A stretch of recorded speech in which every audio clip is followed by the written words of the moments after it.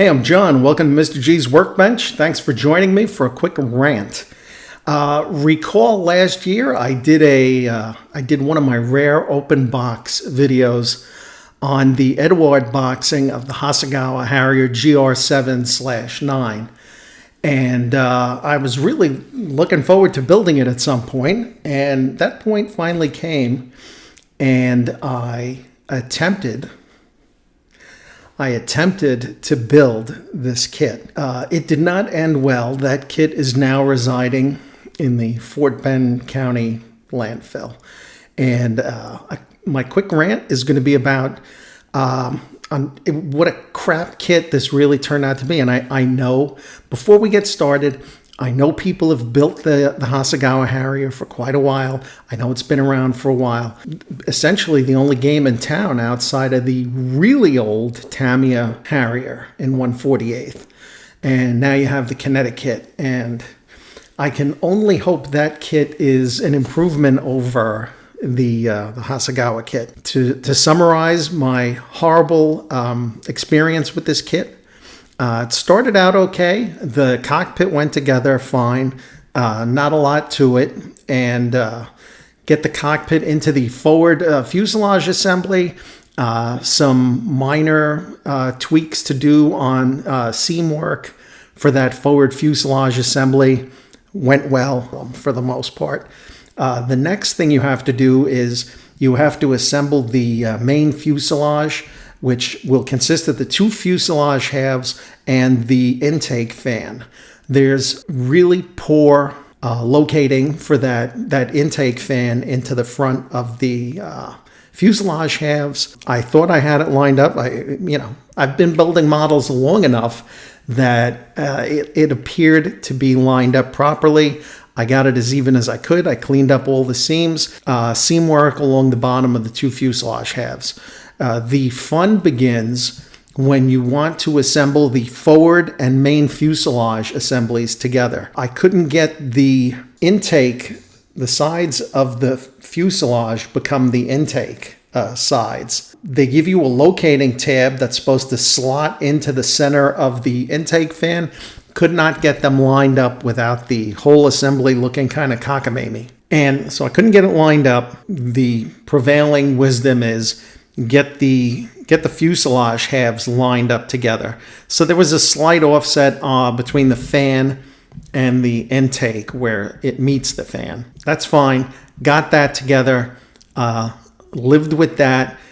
Got the outer portions of the intakes, which are the curved part with those little doors that kind of drop in when it's not working. Got that attached to the fuselage. Cleaned up all those seams. CA glue was my friend every step of the way to this point. The fun began when I was trying to attach kind of a D-shaped piece that goes on the top of the main fuselage.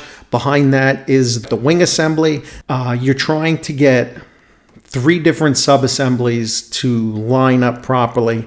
And for the love of me, if you got one piece to fit, the other 2 didn't fit together properly. I finally thought I had it all lined up. I got the wing on. The undersides of the wing were just looked like garbage.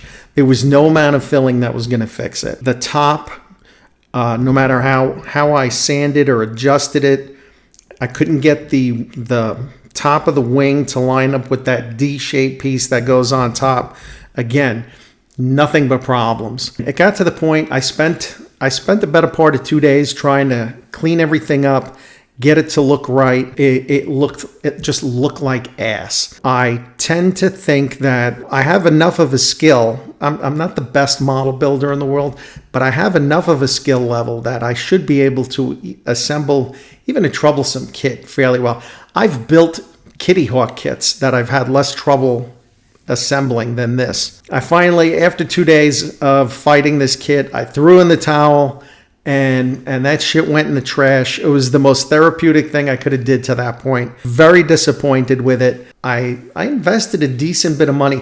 I got the kit I think I only paid like $30 for the kit, if that. I got it from I got it at a show, I believe, secondhand.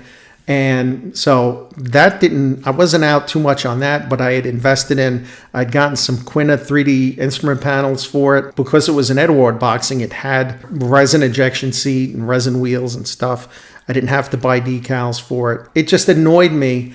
My time is valuable, and I just felt that no matter what I did on this kit, every step became a struggle.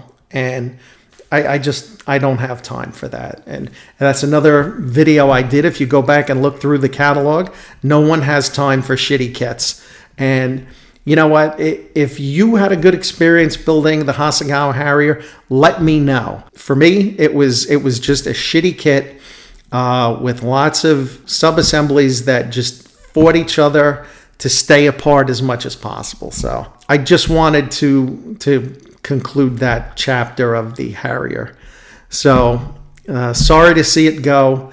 I am continuing my quest to finish unbuilt, partially built kits sitting in my closet. Between that and hopefully some new builds this year, I will enjoy this hobby as it should be enjoyed. So thanks for stopping by. I appreciate it. If you can, give me a like, a thumbs up, whatever you want to call it.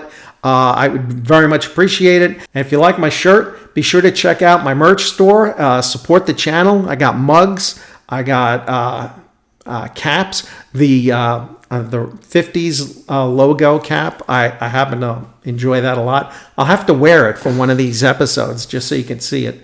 But you can look at my merch store and see what it looks like. It looks exactly the same. And be sure to take a look, all right? Again, thanks for stopping in. Thanks for dealing with my rant. Take care. Stay well. I'll see you guys at the next build.